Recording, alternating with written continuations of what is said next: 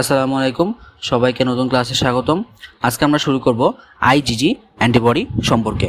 IgG antibody হলো আমাদের শরীরে পাওয়া অ্যান্টিবডিগুলোর মধ্যে সবচেয়ে বেশি পরিমাণে পাওয়া যায় যে অ্যান্টিবডি, সেটা হলো আইজিজি অ্যান্টিবডি, মানে মোস্ট অ্যাবান্ডেন্ট অ্যান্টিবডি। তো আমি এখানে একটা সিকোয়েন্স দিয়েছি, এই যে GAMED, তার মানে আমাদের শরীরে সবচেয়ে বেশি পাওয়া যায় আইজিজি অ্যান্টিবডি, দেন আইজি অ্যান্টিবডি, দেন IgM অ্যান্টিবডি, দেন IgE অ্যান্টিবডি, দেন IgT অ্যান্টিবডি। তার মানে আমাদের শর্ট সিকোয়েন্সটার মতো করে এটা আগাবে অ্যাকচুয়ালি। দেন আইজিজি অ্যান্টিবডি হলো আমাদের মনোমার হিসেবে আমাদের রক্তে থাকে, এবং এটা T12 মানে হাফ লাইফ কিন্তু IgM থেকে বেশি, এবং লং লাস্টিং ইমিউনিটিতে আমাদের আইজিজি অ্যান্টিবডি সাহায্য করে। এবং এইটা দিয়েই কিন্তু আমরা একটা গত ক্লাসে আমরা কিন্তু এই গ্রাফটা পড়েছিলাম। এটা কি কি এক্সপ্লেন করতেছিল? এটা এক্সপ্লেন করতেছিল যখন কোনো আমাদের শরীরে কোনো একটা নতুন প্যাথোজেন আমাদের শরীরকে আক্রমণ করে, তখন ওই প্যাথোজেনের অ্যান্টিজেনের প্রভাবে আমাদের one clone of B cell activate হয়। এবং এই বি সেলগুলো কিন্তু আমাদের দুই ধরনের সেল তৈরি করে, কিছু হলো মেমোরি সেল অ্যান্ড কিছু হলো প্লাজমা সেল। এই প্লাজমা সেলগুলো পরবর্তীতে প্রাইমারিলি ইমিউনো রেসপন্স হিসাবে তারা IgM অ্যান্টিবডি তৈরি করে। দেন কিছু সময় পরে IgM এর ক্লাস সুইচিংয়ের মাধ্যমে IgG অ্যান্টিবডি ফর্মেশন হয়। এটা ফার্স্টবার এক্সপোজারের পরেই, তাই না? প্রথমবার আক্রমণ করলো শরীরকে, দেন বি সেল অ্যাক্টিভেট হলো, কিছু বি সেল তৈরি করলো plasma cell, is called plasma, আর কিছু সেল তৈরি করলো আমাদের memory cell, is called memory. Then plasma cell আমাদের IgM ফর্মেশন করলো, দেন পরবর্তীতে এই IgM এর তৈরি করা প্লাজমা সেলগুলো এই ক্লাস সুইচিংয়ের মাধ্যমে IG ফর্মেশন করবে। এই জন্য যখন যে ফার্স্ট এক্সপোজার যখন হলো, তখন IgM প্রথম দিকে তৈরি হওয়া শুরু করছিল, দেন IgG অ্যান্টিবডির পরিমাণ আস্তে আস্তে বাড়তেছে এবং IgM এর পরিমাণ আস্তে আস্তে কমতেছে।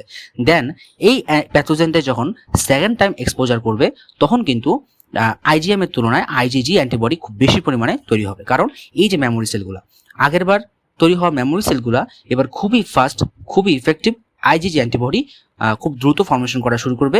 কিছু পরিমাণ IgMও হবে। এটা কেন হবে? কারণ এই বি সেল ছাড়াও কিন্তু আরো অনেক ধরনের কোন বি সেল কিন্তু আছে, এবং সেই বি সেলগুলো তখন অ্যাক্টিভেট হয়ে IgM তৈরি করবে, বাট IgM এর তুলনায় IgG অ্যান্টিবডির পরিমাণ অনেক বেশি থাকবে এবং তৈরি করবে। এবং থার্ড টাইম যখন এক্সপোজার হবে, তখন কিন্তু IgG অ্যান্টিবডি আরও বেড়ে যাবে। আগেগুলো তো আসেই, থার্ড টাইম এক্সপোজারের পর আরও বেশি অ্যান্টিবডি IgG অ্যান্টিবডি বেড়ে গেল, এবং তখনও কিছু IgM থাকতে পারে, কারণ অন্য কোনো কোরন বি সেল তখন নতুনভাবে ইনফেক্টেড হতে পারে। ঠিক আছে, আশা করি গত ক্লাসে এগুলো আমরা পড়িয়েছি এবং আমরা আশা করি ব্যাপারটা বুঝতে পারছিলাম যে কী ছিল। আর আরেকটা ব্যাপার, সেটা হলো যে ফার্স্ট অ্যান্টিজেন এক্সপোজার, যেটা এই সময়টাকে আমরা বলে থাকি প্রাইমারি রেসপন্স, তাই না? এটা হলো প্রাইমারি রেসপন্স, মানে প্রথমবার যেই এক্সপোজারটা হলো। দেন সেকেন্ড থেকে থার্ড বা ফোর্থ যতবারই হোক না কেন, এরপরে সবগুলোকে আমরা বলে থাকবো সেকেন্ডারি রেসপন্স, তাই না? টার্সিয়ারি বা কোয়াটারনারি বলতে কিছু নাই। ফার্স্ট এক্সপোজারের কারণে অ্যান্টিবডি ফর্মেশনকে আমরা বলতেছি প্রাইমারি রেসপন্স, আর বাকি সবগুলোকে আমরা বলতেছি সেকেন্ডারি রেসপন্স। IgG অ্যান্টিবডির আরেকটা গুরুত্বপূর্ণ বৈশিষ্ট্য হলো এটা প্লাসেন্টা ক্রস করতে পারে। প্লাসেন্টা হলো যখন আমাদের মেয়েদের প্রেগনেন্সির টাইমে যখন এই যে প্লাসেন্টার ভিতরে ফিটাস অবস্থান করে, তখন এই ফিটাসেরও মায়ের দেহ থেকে কিছু অ্যান্টিবডি ফিটাসের দেহে প্রবেশ করে, এবং সেই অ্যান্টিবডিগুলো হলো IgG অ্যান্টিবডি। ঠিক আছে, কেন কীভাবে প্রবেশ করতে পারে? সেটা হলো এই প্লাসেন্টার রিসেপ্টরে সেল মেমব্রেনে, সেলে আর কি, মানে বাইরের দিকে আউটার মেমব্রেনে কিছু নিওন্যাটাল FC রিসেপ্টর থাকে, যেটা কিনা IgGর FC রিসেপ্টর অংশের সাথে সামঞ্জস্যপূর্ণ। এই জন্য IgGর FC অংশের রিসেপ্টর আমাদের বাইন্ড করতে পারে প্লাসেন্টার নিওন্যাটাল FC রিসেপ্টরের সাথে, এবং IgG ভিতরের দিকে ইনভেড হয়ে যায়। এখন আমাদের মনে প্রশ্ন আসতে পারে যে হোয়াই IgG, অন্য কোনো অ্যান্টিবডি কেন আমাদের মায়ের দেহ থেকে বাচ্চার দেহে গেল না? এই একটাই কারণ যে IgG খুবই ছোট মলিকুল, কারণ মনোমার হিসেবে থাকে, এবং এটি সহজেই আমাদের এই যে নিওন্যাটাল FC রিসেপ্টর, যে রিসেপ্টরটা আছে প্লাসেন্টার বাইরে, এটার সাথে খুব ভালোভাবে ফিট হতে পারে, এবং প্লাসেন্টা ব্যারিয়ার খুব সহজেই পার হয়ে যায়, এবং এই জন্যই IgG অ্যান্টিবডি সহজেই মায়ের দেহ থেকে বাচ্চার দেহে প্রবেশ করতে পারে। এবং প্রবেশ করার ফলে মায়ের দেহ আগে IgG অ্যান্টিবডিটা কার? এটা কিন্তু মায়ের। তো এটা কই থেকে, মায়ের দেহে কীভাবে তৈরি হয়েছে? কারণ মা তার বাচ্চা জন্ম দেওয়ার আগে তার সারা জীবনে যত ধরনের সে ডিজিজ দ্বারা সংক্রমিত হয়েছে, এই সবগুলোর ইনফরমেশন কিন্তু এই IgG অ্যান্টিবডির মধ্যে লুকায় আছে। এই জন্য তো আমরা বলি IgG এত বেশি পরিমাণে তৈরি হয়, এবং এটা T12 অনেক বেশি, কয়েক বছর পর্যন্ত হতে পারে। তখন সেই ক্ষেত্রে মায়ের দেহ থেকে এই IgG অ্যান্টিবডি যখন বাচ্চার দেহে যায়, তখন বাচ্চা কিন্তু অটোমেটিক প্যাসিভ ইমিউনিটির মাধ্যমে সেই রোগগুলোর প্রতি অটোমেটিক কিন্তু সক্রিয় হয়ে যায়। যেমন আমি যদি একটা বাচ্চা মাত্র জন্মগ্রহণ করছে, ওর রক্ত টেস্ট করি, তা আমি দেখব ওর রক্তের মধ্যে আছে সিফিলিসের সিফিলিস নামক ডিজিজটার একটা আইজিজি অ্যান্টিবডি।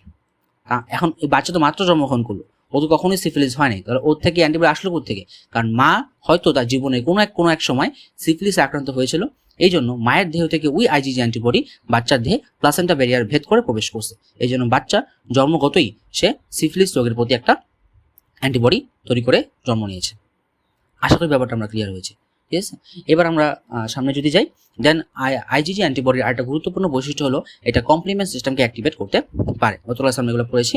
এবং আরেকটা ইম্পর্টেন্ট বৈশিষ্ট্য হলো সেটা অপসোনাইজেশন করতে পারে। অপসোনাইজেশন আমরা গত ক্লাসে পড়েছি যে আইজিজি অ্যান্টিবডি এমন অ্যান্টিবডি যেটা আমাদের অপসোনাইজেশনের সাহায্যে নিউট্রোফিলকে ফ্যাগোসাইটস করতে খুবই সাহায্য করে থাকে, মানে আমাদের এই অ্যান্টিজেনটাকে চিনায় দেয় নিউট্রোফিলকে। গত ক্লাসটা করে থাকলে এটা আমাদের কাছে একদম ক্লিয়ার হওয়ার কথা। দেন আমি ফোকাস দেবো আর একটা গুরুত্বপূর্ণ বৈশিষ্ট্য, আইজিজি অ্যান্টিবডি করতে পারে neutralisation of viruses and toxin. এই কথার মানে কি? আমি তোমাকে বললাম যে এটা একটা ভাইরাস সেল, এটা একটা ভাইরাস সেল। তাহলে এই ভাইরাস সেলের সেল মেমব্রেনে কিছু রিসেপ্টর আছে, এগুলো আমরা বলতেছি না অ্যাপিটোপ, এগুলো কিছু অ্যান্টিজেন মানে প্রোটিন মলিকিউল, যেগুলা আমাদের এই যে আমাদের হোস্ট সেল, এটা আমাদের হোস্ট সেল বলতে আমাদের মানব দেহের সেল বা কোনো প্রাণীর সেল আর কি, হ্যাঁ, এটা হিউম্যান সেল। আমি বললাম যেটা একটা হিউম্যান সেল। তাহলে এই হিউম্যান সেলের সেল মেমব্রেনে কিছু রিসেপ্টর আছে, it's called host cell receptor, মানে আমাদের রিসেপ্টর। এবং এই রিসেপ্টরের সাথে আমাদের ভাইরাস সেলের সেল মেমব্রেনে কিছু রিসেপ্টর আছে, সেগুলা বাইন্ড করলেই ভাইরাস সেল ভিতরে ঢুকতে পারবে। তা আমরা তো সেটা চাই না, এই জন্য এই আইজিজি অ্যান্টিবডি যেগুলো আছে, সেই আইজিজি অ্যান্টিবডিগুলো এই যে ভাইরাস সেলের যে সেল মেমব্রেন রিসেপ্টরগুলো আছে, টক্সিন রিসেপ্টরগুলো আছে, যেগুলো কি করে আমাদের সেল মেমব্রেনের হোস্ট সেলের রিসেপ্টরের সাথে বাইন্ড করতে পারে, সেগুলোকে নিউট্রালাইজ করে দেয়, সেগুলোকে ধ্বংস করে দেয়, কাইন্ড অফ নিউট্রালাইজ করে দেয়, প্রশমিত করে দেয়।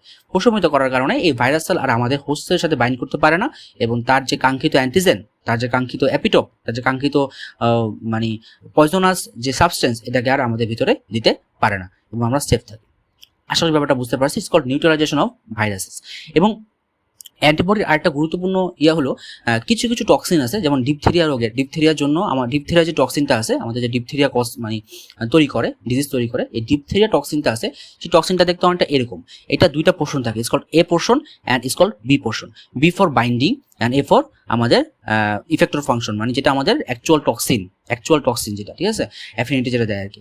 তো এই যে বি ফর বাইন্ডিং, এই ডিপথেরিয়া টক্সিনের দুইটা অংশের মধ্যে এই বি অংশটা আমাদের এই যে সেল মেমব্রেন, মানবদের সেল মেমব্রেন, এই সেল মেমব্রেনের সাথে বাইন্ড করতে পারে, ঠিক আছে। বাইন্ড করলে কি হবে, এই বি বাইন্ডিং ইউনিট যখন বাইন্ড করবে আমাদের রিসেপ্টরের সাথে, তখন এই পুরো টক্সিনটা ভিতরে ইনগালফ হয়ে যাবে এন্ডোসাইটোসিস প্রক্রিয়ার মাধ্যমে, পরবর্তীতে ভিতরের দিকে ঢুকে আমাদের এই পোর্শনটাকে রিলিজ করে, এবং এই পোর্শনটা আমাদের কি করে, আমাদের টক্সিয়াস ইফেক্ট দেয়, এবং আমাদের ডিপথেরিয়া হয়ে যায়।